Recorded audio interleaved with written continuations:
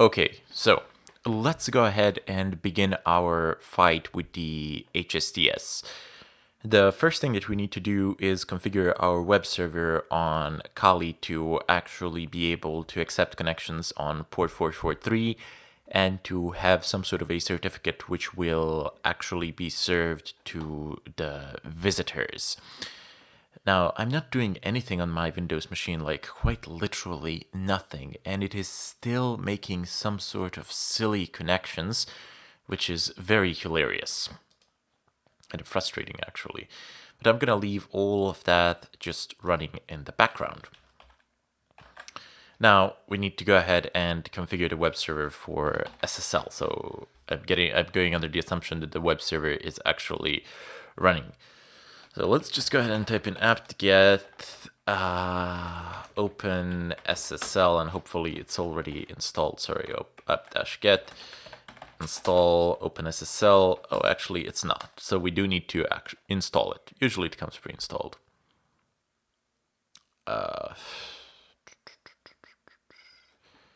System does already exist. Exiting resolver block initialize. OpenSSL. Ah, no, wait. OpenSSL is already the newest version, automatically installed on our. Okay, so no big deal. Let me just go ahead and type in apt-get auto remove.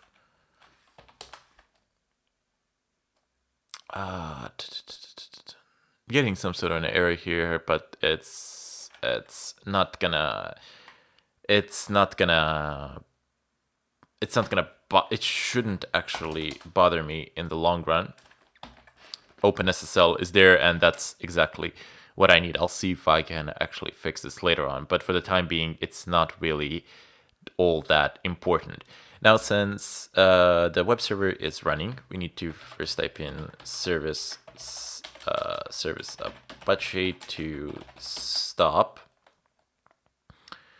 And now we're going to type in a2 nmod SSL. So we will enable the SSL on our server. That is one of the first things that we will actually need to do. Now we need to, the default website will come with a useful template for SSL. So we will go ahead and activate that now. So a2 and site default-SSL.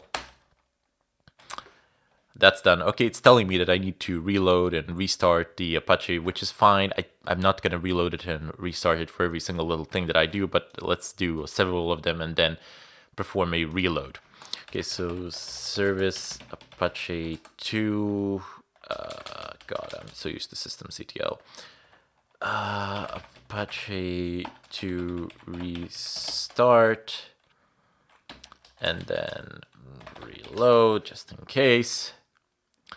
Okay, now that we have enabled our Apache web server for incoming connections, which require SSL, we need to go ahead and create a self-signed certificate. Now, in order for us to create the self-signed certificate, we first need to basically just go ahead and create a new directory. Well, not strictly speaking, but I'm going to go ahead and do it anyway. Apache 2 SSL, and that's going to be nice. And now we need to go ahead and generate the new certificate and a private key to protect it as well.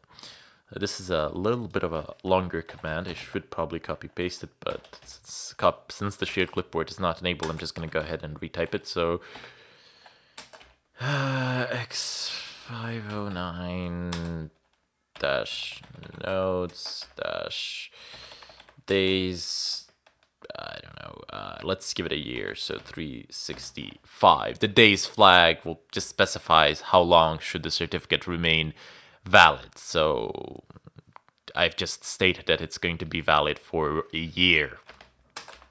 And then I'm going to type in new key, so ARSA, it's going to be ARSA, so let's give it to 48. If you remember the lecture on the VPN, it's a fairly similar procedure. So key out. The keyout flag specifies the path, will specify the path to our generated key file. So this is going to be etc/apache2 ssl, and then I'm gonna go ahead and type in, I don't know, apache dot key. This is arbitrary, so you don't need to specifically name your key file in this manner.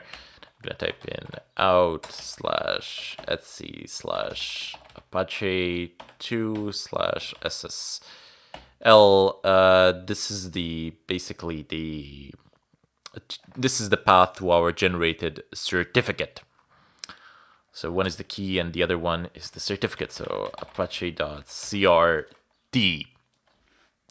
And that should do it, basically. Okay, or not. I hate it when I have to retype these commands like this. I always make an error somewhere. I see where the error lies. It's a dash, not a 0. Okay, so this was fairly fast. If you remember from the web server, this is significantly faster as this machine is has a lot more resources. So here you can specify the parameters for the certificate, and the site that you are trying to copy, you will try to take as many of the same parameters. So you can type in, you can basically leave it at default, or you can just type certain things here. I'm gonna type in, I don't know, US, and what state shall I use? I don't know. What state shall I use? God, there's so many of them. California. I hope that I've spelled this right. And the city shall be, I don't know, LA. And organization name, I'm able to basically type in whatever I want here, but I'm just gonna leave it at default. But feel free to give it an organization name and organizational unit. You can also type that in. Common name, it's going to be admin.com. So this is the domain that you are trying to for which you are trying to create the SSL certificate. So since I am targeting this domain, which is I will go ahead and type in that domain name. And email address, I'm just gonna type in test@test.com. So this doesn't really matter at all. Excellent. So now I have actually done that. Now I need to go ahead and play around with the permissions a little bit. So let's give 600 to Etsy Apache2 SSL, and then wildcard for everything in there to have the permission of 600. If I go into Etsy Apache2 SSL, and if I do ls-l, you will see that only the root has read and write permissions to the apache.cert and apache.key. Now, what we need to do is actually configure our Apache. Aside from giving it the ability to use the SSL, and aside from creating the keys and all that, we also need to configure our Apache web server to actually tell it to do it. So we shall type in vim etsy apache2 sites enabled default SSL conf. And here we can start playing around a little bit. So it says here server. I'm just going to go ahead and enter the insert mode. It says server admin. So below it, I'm just going to type in server name, which is going to be punich.com. And this is going to be on 443.com. Yep, there we go. So this is going to be on port 443.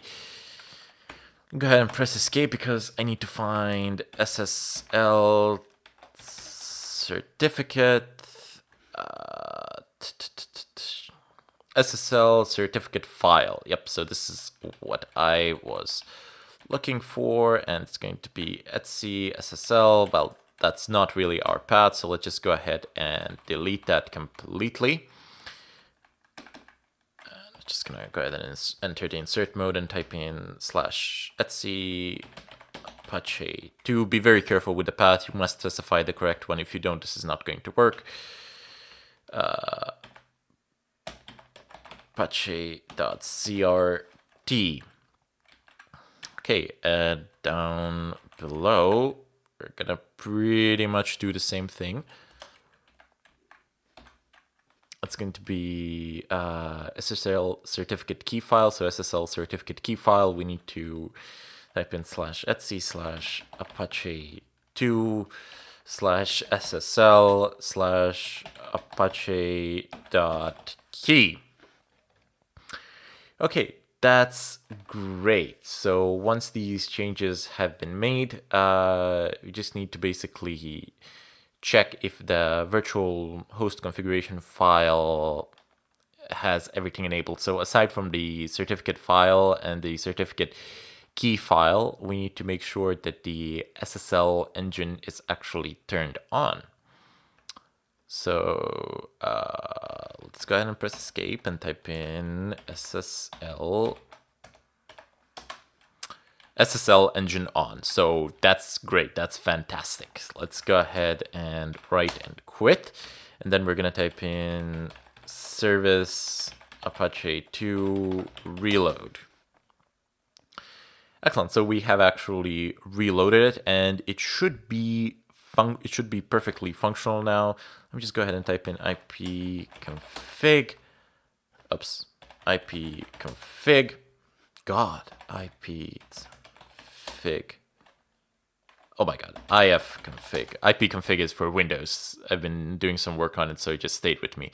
So this is the IP address of 192.168.122.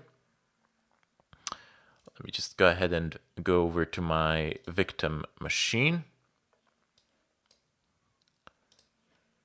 And let's just go ahead and see if the SSL certificate will actually be served. So 168.122.231. Okay, so this is the regular site. Let's go ahead and attempt https://